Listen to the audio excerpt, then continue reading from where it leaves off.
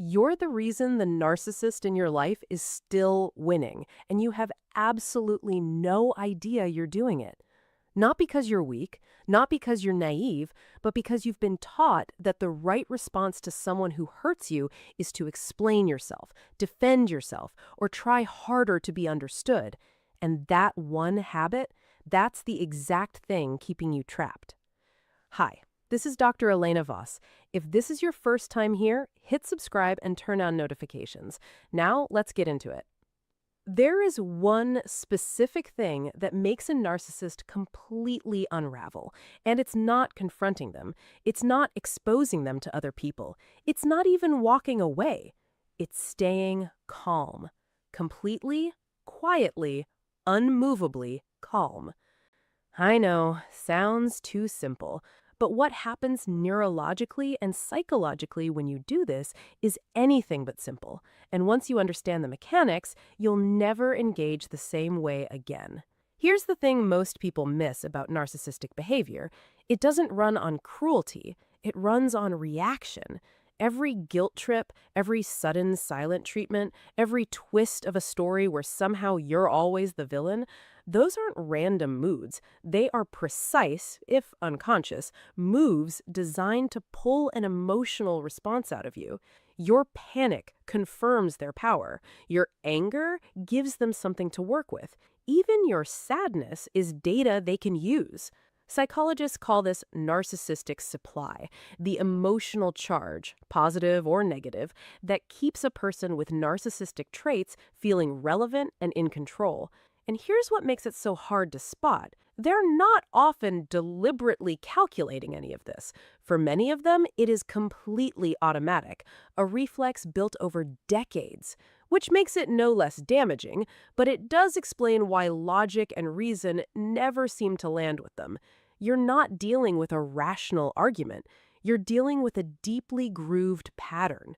So what happens when you refuse to feed it? When you respond to a pointed accusation with a calm, even voice? When you don't spiral into a defense?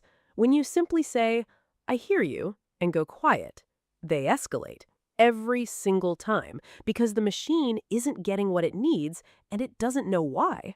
They'll dig up older grievances, raise their voice, say something designed to cut deep, anything to correct the surface. And if you hold steady through that wave, here's the part no one talks about, they eventually deflate. Quietly, without resolution, they just run out of steam because there was nothing to burn. Therapists have a name for this approach: gray rocking. The idea is that you become as dull and unremarkable as a gray rock when someone is trying to provoke a reaction from you. Not cold, not checked out, not pretending nothing hurts, just unremarkable, unresponsive to the bait. You give them nothing dramatic to grab onto. And there's actual behavioral science behind why this works. When a behavior stops producing a reward, it extinguishes. That's one of the most replicated findings in all of psychology. True in lab settings, true in relationships, true across species. When the drama stops paying off, the brain slowly stops treating drama as worth the effort. You aren't just protecting yourself in that moment, you are quietly dismantling the pattern. But here's what the gray rock posts on social media never tell you. The hardest part isn't staying composed in front of them. It's what happens inside you afterward. You'll leave that conversation, and a voice in your head will say, "Was I too cold? Should I have said more? Maybe if I had explained it differently, they would have finally understood me." That voice is not your conscience. That's conditioning. That's what happens after a long time of being managed by someone else's emotional chaos.